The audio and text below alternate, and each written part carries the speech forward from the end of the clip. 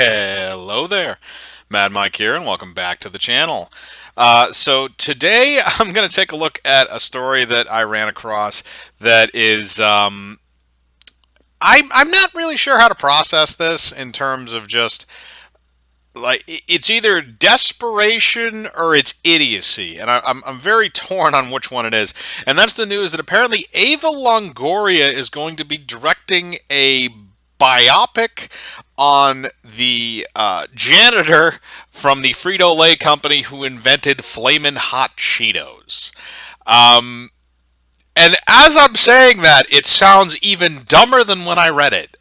This is a very interesting situation where now look, I read through the article. I read, apparently the guy had a very relatively interesting life. He was his name was Richard Montañez.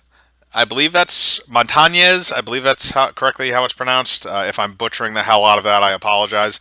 But basically, he came over here as a poor Mexican immigrant. He had he didn't know how to read or write in English, and he became a janitor there, and then apparently he came up with this idea and pitched it to the company. So again, this feels like one of those things. Hollywood loves to do. Movies that are based on true stories or based on real events and stuff like that. Very rarely are the events depicted in the film anywhere close to what happened in reality, but it's kind of the overarching narrative that they're really kind of going after in terms of that. And a lot of the times it's stuff that's been adapted from real life biographical books and stuff like that. But in this scenario, this is. This just feels weird. Like, of all the people you could have chosen, you chose the guy that invented Flaming Hot Cheetos. So you've chosen the person who is single-handedly responsible for causing the most flaming hot diarrhea out of teenagers. That's really. I feel like you could have gone with people that maybe had a little bit more, and they try to play it up in the article about how it was the flavors of his native country and stuff like that. Look, it's flaming hot fucking Cheetos. We're not talking about somebody landing on the moon. We're not talking about the guy that we're not talking about somebody that broke the sound barrier or the first person that figured out how nuclear physics worked. Okay, we're not talking about that. We're talking about a guy who invented a snack that teenagers binge on. And look, he may have pulled the Frito-Lay company out of, whatever financial turmoil they may have been at the time, but I really don't think that many people give a shit.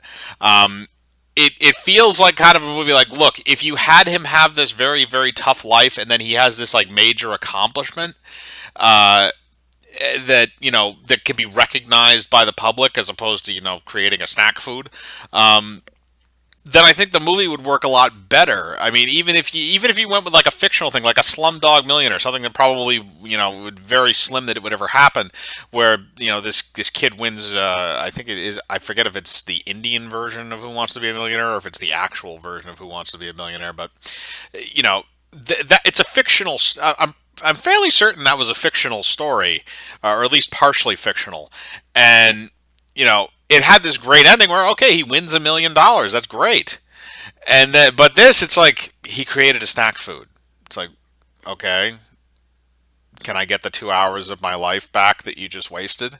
That's how you would kind of feel at the end of that movie. Like you think like, oh, he's gonna do something, like he's gonna save somebody's life, or he's gonna do this or he's gonna do that. It's like, no, he's just a janitor that pitched a snack food. It's like, okay, I really just don't understand how you can put that much emphasis and feeling on it. Like, look, all the background stuff that they list seems actually relatively interesting from a story perspective. It's just it doesn't have a payoff. It doesn't feel like it has a payoff. You can look at another one. I forget what movie it was, but it was with I believe it was Adam Baldwin or William Baldwin, and he was supposed to be playing this character who won. He was the first, I believe he was supposed to be the first winner of the New York State lottery, and it was a it was an incredibly interesting movie with ups and downs. You had stuff with organized crime, and there was a lot of like interest and a lot of like messed up shit happened to him. Like at one point, he gets stabbed with, I think it's a shock spring off of a car, or at least that's what it looked like.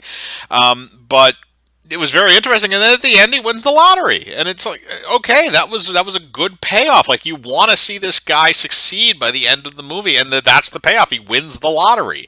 That's something huge for somebody. Now look, I'm not saying that inventing this wasn't huge for this guy, because he probably got a lot of money because of it, but the public doesn't fucking care. And that's kind of the thing, is that, a lot of people, and this is going into a bit of a deeper argument, but a lot of people like to say that films are art. And in a lot of cases they are. But I think what people need to remember is that a film is entertainment first and art second. That is what it should be. It should be a film that entertains you, and then if it's art on top of that, that's great. But that's my personal opinion on most things. Is that if this is Eva Longoria trying to promote some like weird whatever, I mean, I don't know if she knows this guy maybe or something, but if this is her trying to promote some kind of weird like art house type of thing to like promote Latino culture or something like that, again, it comes off very strange, and I think there are a lot of people you could go with before the guy that invented Flamin Hot Cheetos. But this was just something that was very interesting to me that I felt like commenting on. And again, there's nothing that's been said about the movie other than the fact Eva Longoria is directing it, and it is being put out by Fox Searchlight, who are owned by Disney now since Disney bought out Fox. So technically it's a Disney movie, I guess. So I guess I could understand that kind of a dumb premise. But that's just kind of my feelings on it. This just feels like a really great story with a horrible payoff, at least for the audience. So I don't know. Tell me what you think. Would you be interested to know about the life of the guy that invented Flamin' Hot Cheetos, or do you not care? Put your thoughts in the comments. Again, I like to read them. I like to know what you're thinking. Hit the bell for notifications. Hit the like button. Subscribe. And remember, I live my life free of compromise. Do you?